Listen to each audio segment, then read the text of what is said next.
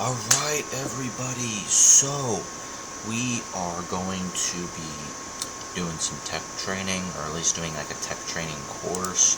So without further ado, let's get into this. So this here is the introduction. If a Windows device does not function properly, you can expect many different types of issues, which can vary from simply being annoying to users to being detrimental to your environment. Let's see, I wonder if they're going to tell us how detrimental to the environment it can be. For example, when a computer's cooling fan produces a strange noise, a user's productivity typically declines and the hardware can overheat and fail.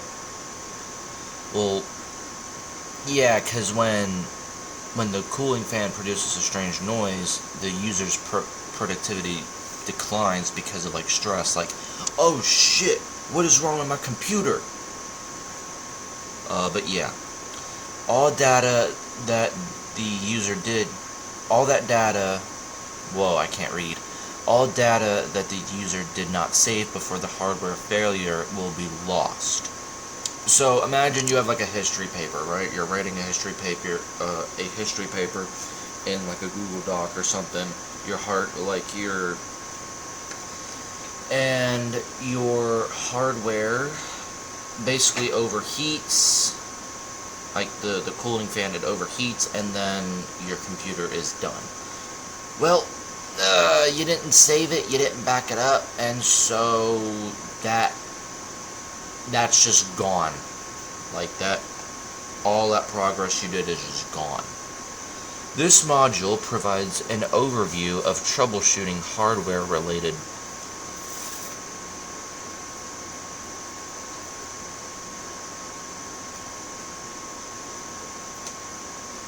I thought I heard something for a second. Yeah, why don't you, hey, get off that. Don't play with the fan. It's not a toy.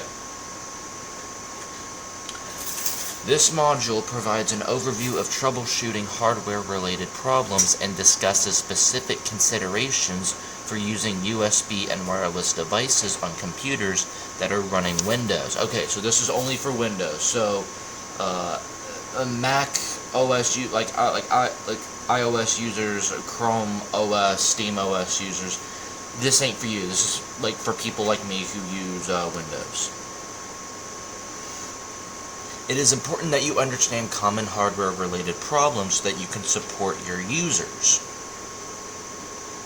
Objectives. After completing this module, you will be able to describe hardware-related problems, describe the considerations for using USB devices, describe considerations for using wireless devices, explain how you can use built-in diagnostic tools to gather hardware information, determine how to best approach hardware problems, and apply the guidelines for troubleshooting hardware-related problems. Okay, so there's like 8 different units here.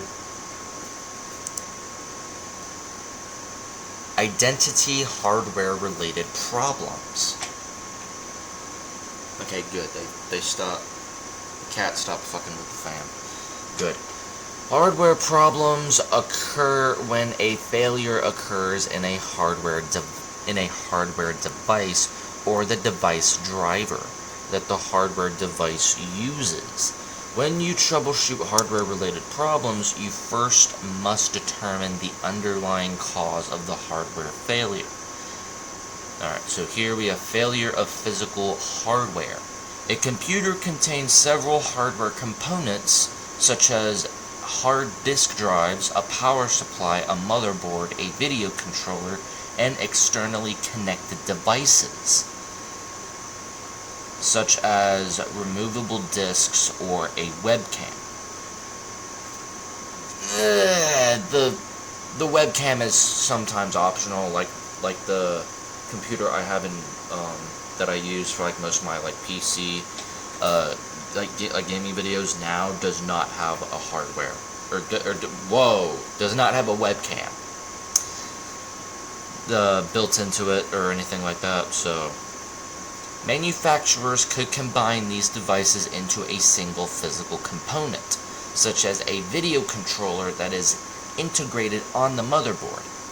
If a single component or a combination of components fails, this can prevent the computer from functioning correctly. Each hardware component has a set lifetime, and eventually these components will fail.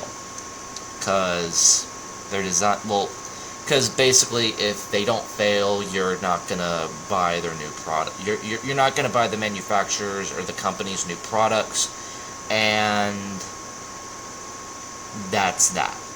You just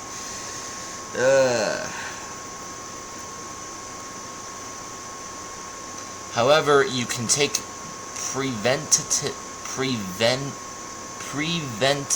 measures to extend the lifetime of your components and minimize the possibility of failure. These preventative measures include ensuring that you operate hardware components in the environmental conditions that the components vendor recommends. For example, you should avoid using hardware components in areas with high volumes of dust or high temperatures unless the hardware is designed specifically for such environments.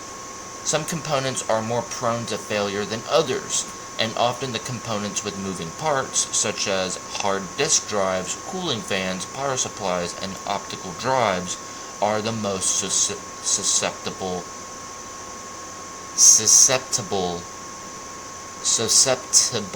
to failure. Alright, there we go. I read that right.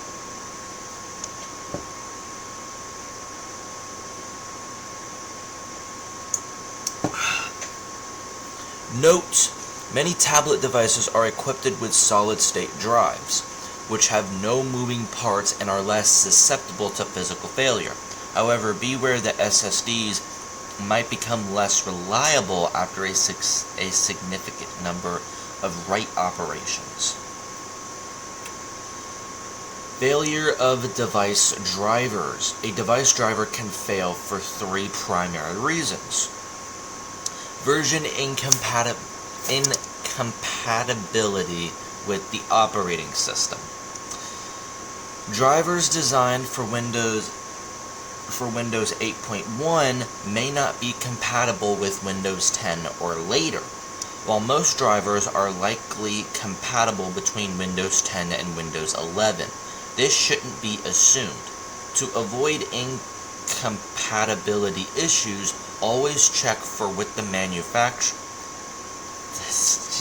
Always check for with the manufacturer. What? Huh?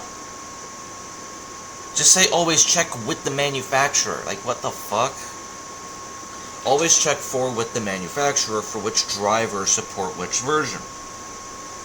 Driver bugs. Although hardware vendors use every precaution to ensure that device drivers are free from error, problems can occur. Ensure that you obtain the latest driver version from the manufacturer, particularly if the new version fixes previous driver issues. Verify that the device driver has a digital signature from a trusted certificate signing authority. While new devices with Windows 10 are no longer installed with a 32-bit version, and 32-bit installations are genuinely rare, some manufacturers may still provide 32-bit drivers. It's important to be aware that drivers developed for the 32-bit edition do not work with the 64-bit editions, and vice versa. Make sure that you obtain the appropriate device driver from the hardware vendor. Windows 11 is only 64-bit. Incorrect driver. While unlikely through typical driver installation methods that are... what? Huh? While unlikely through typical driver installation methods that are automated, it is possible to incorrectly assign the wrong driver. Users may take it upon themselves to update a driver and apply an incorrect driver. Wait, what? Whoa, what? Users may take it upon themselves to update a driver and apply an incorrect driver.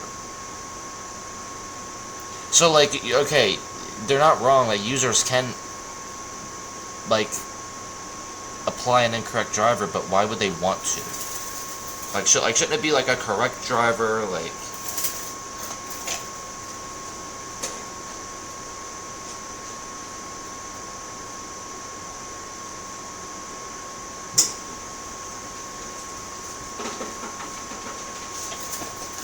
Alright. You can detect some issues with the device driver, such as version incompatibility with an operating system when you try to install a device driver.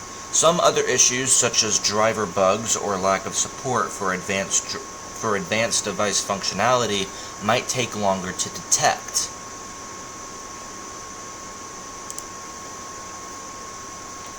Troubleshoot USB devices. These days, you can attach most hardware devices to computers by using a USB device, which is convenient and require no special skills or tools to use. So, basically, if you don't have... Okay, so, if you don't have any special skills or tools, okay, so... I don't know how accurate that is. I mean, unless if you're like a, I don't know, if you're not that great with computers, maybe. I'm not too sure. I'm just reading this. Install a new USB hardware by plugging the device into a free USB port on your device. Install a new USB hardware by plugging the device into a free USB. What? Into a free USB port? I don't think USB ports are paid. Wait. What the just say USB port. Why do you have to put the free there?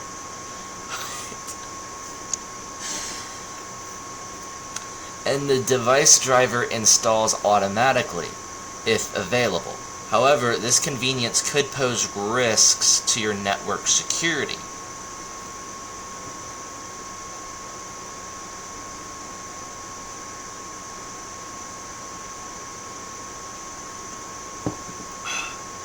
USB devices represent a potential security risk to your network because a malicious user could copy sensitive or confidential network data onto a mobile device, such as an external hard disk, and then remove it from the workplace. USB device installation is simple, and users are installing an increasing number of USB devices more frequently. Therefore, as the number and variety of these devices increases, so does the associated support and maintenance cost for users that they introduce. Therefore, controlling use of these devices has become an important consideration for administrators. Many organizations restrict employee use of USB devices because of security and management reasons. However, implementing restrictions on USB devices can affect user productivity. It also can have a significant impact on hardware troubleshooting if the person who is performing troubleshooting diagnoses these restrictions as hardware faults incorrectly. Windows users two methods. Windows uses two methods to control USB device installation: device identification strings and device setup classes. Device identification strings. Hardware manufacturers assign one or more device identification strings to each device. These identification strings are in the setup information, that file in the driver package. During device installation, Windows retrieves these device these device identification strings and matches them to corresponding identification strings in the .inf file. Identification strings are either general or specific. If specific, they identify the device's exact make and model. Device identification strings are one of two types. Hardware identifiers, which is hardware identifiers provide an extinct match between a device and a device driver package. The first string in the device identifier list is the individual device's specific identifier. Additional strings in the list identify the device more generally. This allows Windows to install a different device revision driver if the correct one is not available. Compatible identifiers. Windows uses compatible identifiers to select a device driver only if the driver store has no available drivers for any of the hardware identifiers that Windows retrieves from the device. These strings are optional, and Windows lists them in decreasing order of suitability if the hardware manufacturer provides them. Typically, the strings are generic and identify the hardware device at the component level, such as small computer system interference and whoa, I cannot speak today. Holy crap.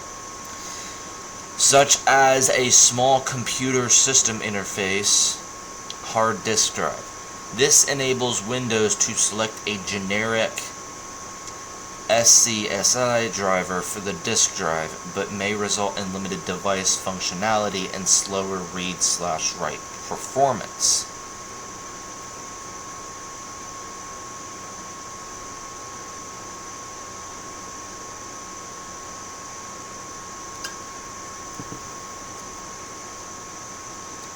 Multifunctional devices are physical devices that include more than one logical device. Combination printer, scanner, fax devices, and modem network cards are common multifunction devices. Manufacturers assign hardware identifiers on each logical device so that it can manage part of the functionality of the physical device. For example, an all-in-one scanner/printer/fax might have different device identification strings for each function. To control installation of multifunction devices, you specifically must allow or deny all hardware identifiers for each multifunctional device. If you do not do this, you could cause unexpected results from some of the logical devices that have drivers installed for the one physical device. The following sample is the relevant portion of an .inf file for a keyboard device driver. So, as you can see here, that's the sample of a relevant. Now it says it's like a relevant portion. So if it's a portion, that tells me it's not the whole thing. To interpret the preceding and subsequent configuration files, use the following key. So you have this, which is human interference device, such as keyboards and mice. Assuming that means like, assuming that means like this, maybe. I think. Let's see. Vendor ID and product ID. Device setup classes. The device setup class groups devices that you install and configure in the same way. For example, all keyboards belong to the keyboard device setup class, and they use the same co-installer when installed. A GUID represents each device setup class. The manufacturer of a device driver package assigns the device setup class, and then Windows builds a memory tree structure that contains the GUIDs for all devices that it detects, including that of many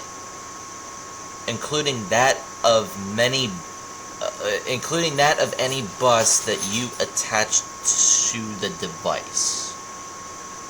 You can use group policy to specify the device class for which you allow or disallow installation. The following sample is the relevant portion of an .inf file for a keyboard device driver.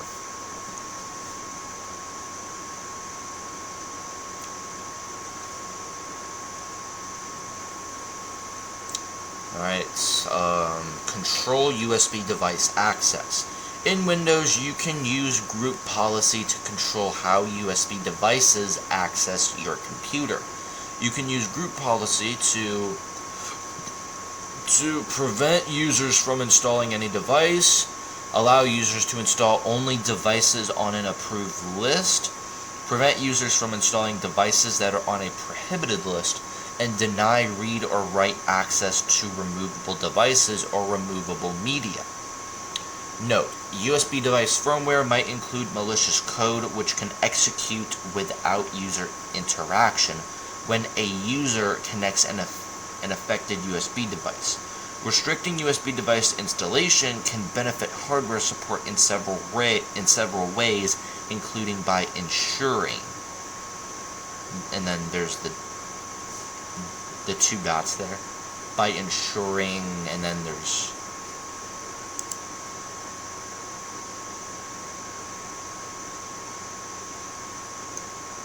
by ensuring more simple data security. When you limit the devices that users can install, you can reduce the risk of data theft.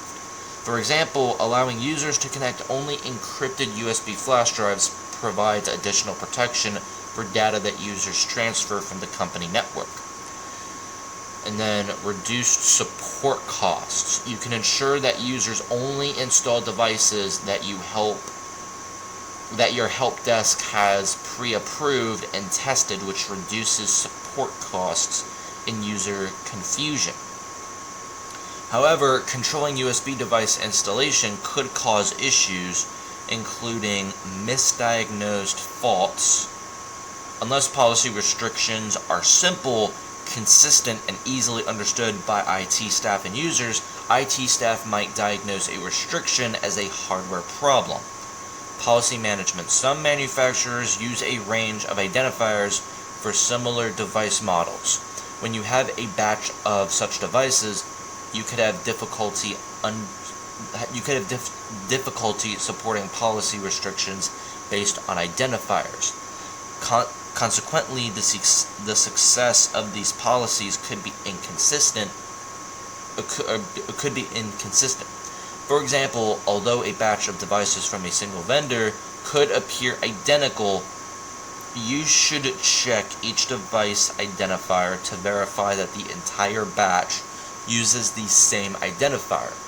If there is a range of identifiers, you will need to modify your group policy settings to include all of these identifiers. You also must consider the USB version on specific devices.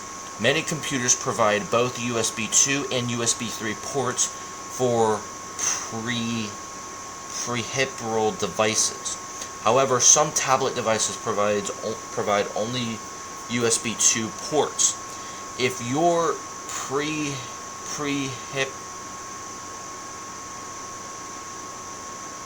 that doesn't say peripheral.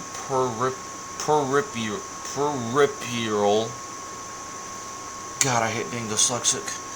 Requires a USB 3 connection, you will be unable to use that device with a USB 2 port. Okay. So, we're going to stop here for today. And we will pick this back up another time. Alright. So, yeah.